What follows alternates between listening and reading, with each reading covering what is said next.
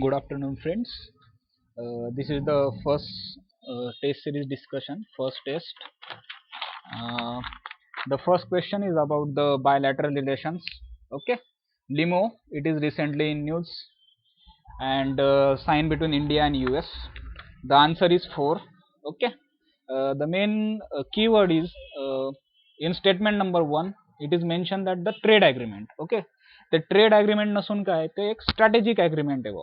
Okay, की India आणि US हे एकमेकांचे जे पण नेव्हल किंवा नेव्हल बेसेस आहे किंवा एअर बेसेस आहे ते एकमेकांचे यूज करू शकतात. ओके, त्याच्यामुळे statement one statement is incorrect आणि स्टेटमेंट बी पण इनकरेक्ट. ओके, आणि याच्यासोबत मग जे पण कन्व्हेन्शन्स आहे रिसेंटली इन न्यूज आहे जसं किगाली, INDC. ओके, हे कन्व्हेन्शन्स पण तुम्ही बघा. Second about the scramjet. Okay, इस्रोचे achievement. Answer is 2. Okay, the third statement is wrong.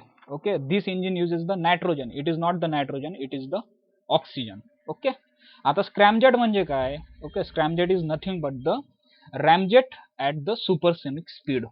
Okay, supersonic speed means more than the speed of sound, and it is also known as the air propulsion system.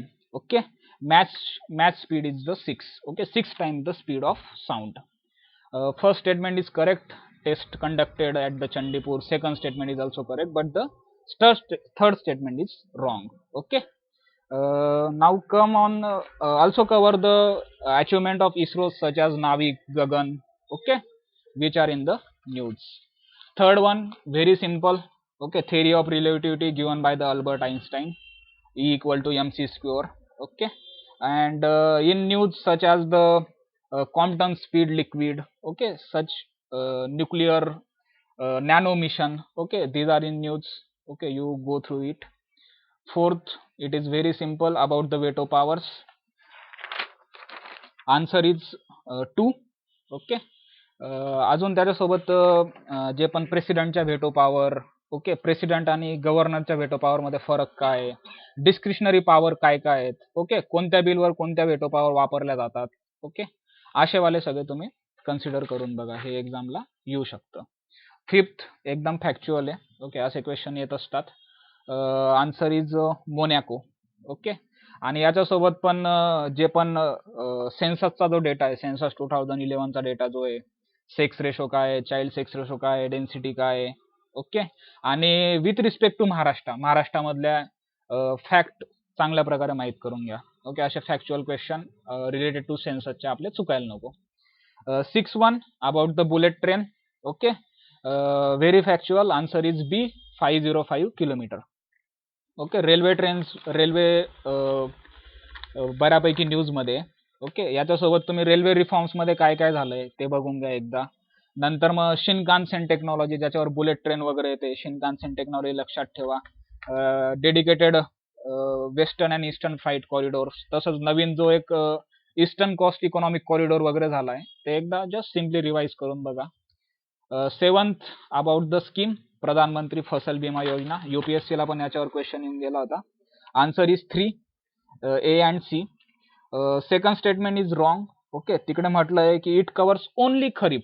Okay, इथं जर only शब्द राहिला नसता तर हे बरोबर आलं असतं, पण ओनली खरीप म्हटल्यामुळे स्टेटमेंट बी इज रॉंग. याच्यामध्ये खरीप पण आहे, रबी पण आहे आणि हॉर्टिकल्चर पण आहे.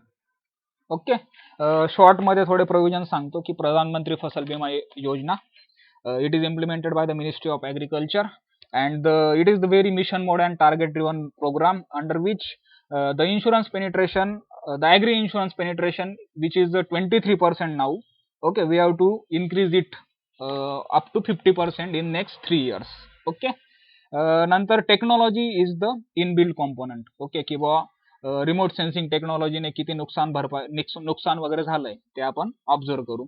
आणि वन नेशन वन प्रीमियम याच्यामध्ये म्हटलंय. फॉर एक्झाम्पल किंवा खरीपमध्ये कुठलं पण क्रॉप जरी असलं तरी खरीपमध्ये 2%, रबीमध्ये 1.5% आणि हॉर्टिकल्चरसाठी 5% प्रीमियम सगळ्यांना भरावं लागेल.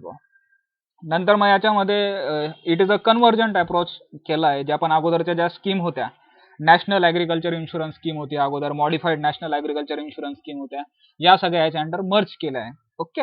आणि एक चांगलं आहे की post harvest losses are also considered. Okay. परंतु क्रिटिसिझम काय आहे की फॉर एक्झाम्पल जर ॲनिमलने जर लॉस केलं, जसं वर्मीन वगैरे जे आहेत, नीलगाय वगैरे बऱ्यापैकी लॉसेस वगैरे करतायत, ते याच्यामध्ये कन्सिडर नाहीये. त्याच्यानंतर मग कोणी मुद्दामून लॉसेस वगैरे केले असतील तर ते पण याच्यामध्ये कन्सिडर नाहीये. ओके. तर या जे पण फ्लॅगशिप स्कीम आहे त्या तुम्ही नीट बघा. ओके.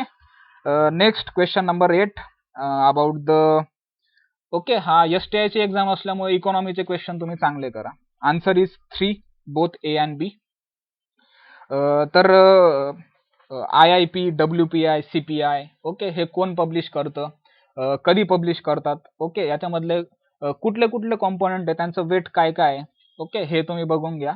आणि जे न्यू GDP सिरीज आहे, ओके ज्याच्या थ्रू आपण GDP कॅल्क्युलेट करतोय बुवा, तर त्याच्यामध्ये चेंजेस काय झाले ते एकदा बघवा. What is operating surplus, mix income काय आहे, ओके कन्झम्पशन टू एम्प्लॉई काय आहे, हे पण तुम्ही एकदा बघून घ्या. नेक्स्ट सोपा आणि फॅक्च्युअल क्वेश्चन आहे की Brahmo Samaj related. Okay. Answer is B, Hemchandranath Tagore. Question number 10 about the capital account convertibility. Okay. आता काही स्कीम ज्या आहेत, तारापुरे कमिटी वगैरे, ओके अशा कमिटीचे जे रेकमेंडेशन आहे, ओके हे इम्पॉर्टंट आहे. हे तुम्ही वाचलेले असतातच, परंतु रिवाइज करून घ्या. Okay. Answer is 3 all of the above. Okay. तर इन शॉर्ट कॅपिटल अकाउंट कन्व्हर्टिबिलिटीमध्ये येऊ शकतं की बुवा FDI caps, what is composite cap, okay capital account convertibility करण्याची गरज काय आहे, what is the micro economic trilemma वगैरे. ओके अशा प्रकारे आलं तर हे क्वेश्चन चुकू नका. आणि जे पण फॅक्च्युअल क्वेश्चन येते किंवा तारापुरे कमिटी, ओके नचिकेत मोर कमिटी, नंतर आत्ताची जी आली आहे मोहंती कमिटी, दीपक मोहंती कमिटी, अशा कमिटी आणि त्याचे रेकमेंडेशन जर आले तर हे क्वेश्चन अटेम्प्ट करा. ओके. त्याच्यामध्ये सोडायचं नाही काही. याच्यामध्ये सिंपल स्टेटमेंट होते, एकदा बघून घ्या. नरसिंहम कमिटी, बँक रिफॉर्म वगैरे. ओके. नंतर क्वेश्चन नंबर 11 ज्ञानचं फुल फॉर्म वगैरे काय आहे, नाही तर ज्ञान काय आहे बा हे विचारलं होतं. आन्सर इज 11चा answer B, educational corporation. Okay. GIAN म्हणजे काय की global initiative of academic network, हे इंडिया आणि US ने केलंय. ओके. तर रिसेंटली जे पण न्यूजमध्ये आहे, what is the full form of NITI, PRAGATI, NIDHI, Gita, मूक, सरफेसी वगैरे, हे एकदा तुम्ही ओव्हरलुक करून घ्या एक्झामच्या एक दिवस अगोदर. Next question number 12. Okay. Malaria free कोण झालेला आहे, आन्सर इज श्रीलंका. ओके. तर श्रीलंकाने एक प्रिव्हेंटिव्ह प्लान यूज केला होता. ओके. आणि मलेरिया फ्री स्टेटस त्याला मिळालंय. आणि याच्यासोबत मग इंडियाने एक ऍक्शन प्लान दिलाय, मलेरिया ऍक्शन प्लान 2016 ते 2030. ओके. याचे टार्गेट बघून घ्या, 2024 ला काय करायचंय, 27 ला काय करायचंय, 2030 ला काय करायचंय. ओके. नंतर HIV साठी मिनिस्ट्री ऑफ हेल्थने 90-90-90 फॉर्म्युला दिलाय. ओके. तो पण रिवाइज करा एकदा. Question number 13. ओके. पेंटाव्हॅलंट बद्दल म्हटलंय. Okay. Answer is 3. Okay. Only B and D. तर पेंटाव्हॅलंट मध्ये पोलिओ आणि एड्स कन्सिडर नाही केली. ओके. बरेच लोक हे आन्सर चुकले. ओके. ते इंद्रधनुष आणि पेंटाव्हॅलंट मध्ये कन्फ्युज झाले. ओके. तर इंद्रधनुष एकदा रिवाइज करा, इंद्रधनुषचे टार्गेट काय. ओके. कुठे कुठे कोणत्या डिस्ट्रिक्ट मध्ये आपण फोकस केला आहे ते तुम्ही कन्सिडर करा. पेंटाव्हॅलंट मध्ये जे 5 आहेत ते सांगून देतो. ओके. एक आहे डिप्थेरिया म्हणजे गटसर्प, टिटानियस धनुर्वात, होपिंग कप डांग्या खोकला, हेपेटायटिस B कावीळ आणि हिमोफिलिस इन्फ्लुएन्झा टाईप B. या 5 साठी पेंटाव्हॅलंट वॅक्सिन आहे. ओके. पोलिओ आणि एड्स ते त्याच्यामध्ये नाही आहे. ओके. क्वेश्चन नंबर 14 खूप फॅक्च्युअल क्वेश्चन होता. Answer is Garuda. Okay. Garuda exercise he Indonesia सोबत होते, नॉट द मलेशिया. ओके. तर हे फॅक्च्युअल जे असतात ते रिवाइज करा एकदा.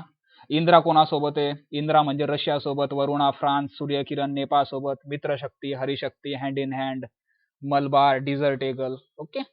तर हे वाचलेलं असतात पण रिव्हिजनची गरज आहे. ओके. असे फॅक्च्युअल क्वेश्चन रिवाइज करून घ्या. क्वेश्चन नंबर 15 दीपा कर्माकर कुठल्या स्टेटची आहे वगैरे. ओके. तर आन्सर इज त्रिपुरा. ओके. तर साक्षी मलिक आणि PV संधू ओके, यांची थोडी एकदा प्रोफाईल तुम्ही बघून घ्या. त्याचबरोबर पॅरालिम्पिक्स आपण कबड्डी ऑलिम्पिक जिंकलोय ते पण बघा, आणि लोढा कमिटीचे रेकमेंडेशन्स शिवाय BCCI रिलेटेड जे पण थोडंफार असेल ते एकदा रिवाइज करा. क्वेश्चन नंबर 16 हिस्ट्री क्वेश्चन आहे. Election of 1946. तर answer is B, ACD. Okay, Pandita Ramabai election लढल्या वगैरे नव्हत्या. Okay, answer is B. याच्यामध्ये एक लक्षात ठेवा की जो 1946 चे जे इलेक्शन झाले होते, okay, it is as per the government of India act 1935. त्याच्यानुसार प्रोव्हिन्सेसमध्ये इलेक्शन झाले होते, आणि जो पण गव्हर्नमेंट ऑफ इंडिया ॲक्ट 1919 आहे त्याच्या थ्रू सेंट्रल लेवलला ते इलेक्शन नंतर झाले. ओके, ते थोडं एवढी काही गरज नाही, फक्त लक्षात ठेवा की 1946 इलेक्शन. आणि जे पण कॉन्स्टिट्युशनल डेव्हलपमेंट झाली ह्या ॲक्टनुसार त्या ॲक्टनुसार, ओके, ते ग्रोवर मधून एकदा मेन प्रोव्हिजन्स रिवाइज करा. क्वेश्चन नंबर 17 पंचायती राज बद्दल. Okay, answer is B. Okay, incorrect statement ओळखायला लावले तर बी स्टेटमेंट ही इनकरेक्ट आहे. बी स्टेटमेंट होती की पंचायत समितीमध्ये एकूण 10 विषय समित्या असतात. ओके, तर पंचायत समितीमध्ये अशा समित्या वगैरे नसतात. ओके, पहिली स्टेटमेंट करेक्ट आहे, त्याच्यामुळे answer is 1. Question number 18 about the chancellor of the university. Okay, आता चान्सलर ऑफ युनिव्हर्सिटी कोण असतो? गव्हर्नर असतो, आणि गव्हर्नरला अपॉइंट कोण करतो? प्रेसिडेंट करतो. तर हा सोपा क्वेश्चन होता. Question number 19 answer is 3. Okay, factual होता, स्टेट रिऑर्गनायझेशन वगैरे. Question number 20 answer Pune. Question number 21. Okay, 21 चांगला क्वेश्चन आहे. ओके, पॉलिटीचं थोडं अप्लाय करायचं होतं knowledge, article 123 and article 213. Okay, तर जी थर्ड स्टेटमेंट आहे ती इनकरेक्ट आहे, किंवा ऑर्डिनन्स थ्रू तुम्ही काय करू शकतात, युनियन लॉ किंवा स्टेट लॉ मध्ये तुम्ही चेंजेस करू शकतात, पण ऑर्डिनन्स मध्ये तुम्ही कॉन्स्टिट्युशनलला अमेंडमेंट करू नाही शकत. ओके, तर फंडामेंटल राईटला अमेंडमेंट करायचं असेल तर कॉन्स्टिट्युशनल अमेंडमेंट करावी लागते. ऑर्डिनन्स थ्रू तुम्ही फंडामेंटल राईट्स अमेंड करू नाही शकत. ओके, तर ऑर्डिनन्स एकदा रिवाइज करा. Okay, ordnance making power, president आणि गव्हर्नर यांचा फरक काय, आणि ऑर्डिनन्सचे सेफगार्ड काय काय, की ऑर्डिनन्स कधी आपल्याला करता येईल. Next 22 answer is 4, none of the above. याच्यामध्ये इनकरेक्ट स्टेटमेंट काढायला लावली आहे. ओके, तर सिम्पल आहे की आपण कुठून कुठून काय काय बॉरो केलंय. ओके, तो एक टेबल तुम्ही बघा फक्त, आणि तिघ स्टेटमेंट या बरोबर आहे. Procedure established by law, we borrowed it from Japan, and due process of law we borrowed from the US constitution. Joint sitting, okay, cooperative federalism Australian constitution, आणि single citizenship British constitution. Okay, simple question होता. Come on question number 23 about the DPSP. Okay, answer is A only. Okay, तर first statement बरोबर आहे. Okay, DPSP आपण mainly जे पण government of India act मधले जे प्रोव्हिजन होते त्याच्यानुसार आपण घेतले होते. नंतर आपण असं पण म्हणू शकतो की DPSP जे पण होते, जे इन्स्ट्रुमेंट ऑफ इन्स्ट्रक्शन आपण साईन केलं होतं. ओके, 1931 मध्ये कराची सेशन मध्ये, fundamental right instrument of instruction वगैरे, त्याच्या थ्रू आपण काय केलं की DPSP वगैरे आपण आणले आहेत. सेकंड स्टेटमेंट सोपं होतं, they are justifiable in nature, ते चुकीचं आहे. आणि थर्ड स्टेटमेंट होतं की त्यांनी USSR मधून आपण घेतलंय का, तर USSR मधून आपण काय घेतलंय, फंडामेंटल ड्युटीज घेतलाय, नॉट द DPSP आपण कुठून घेतलाय, आयरिश कॉन्स्टिट्यूशन मधून घेतलाय. ओके, 24th फॅक्च्युअल होता. Answer is second. Come on last question number 25. याच्यामध्ये म्हटलं होतं की 1986 कलकत्ता सेशन होतं, त्याच्या थ्रू आपण वंदे मातरम फर्स्ट टाइम म्हटलं, तर 1986 नाहीये, ते 1886 आहे. ओके, 1886 मध्ये कलकत्ता सेशन मध्ये आपण प्रथमच वंदे मातरम रवींद्रनाथ टागोरांनी गायलं होतं. ओके, आणि सेकंड स्टेटमेंट जी आहे ती पण बरोबर आहे. ओके, की लॉर्ड कर्झनची स्टेटमेंट आहे ती स्टेटमेंट पण बरोबर आहे. ओके, तर त्याचा आन्सर आहे first statement is wrong, second statement is correct. Next वाले आपण नेक्स्ट स्लाइड मध्ये आपण अजून डिस्कशन अपलोड करू. थँक्यू.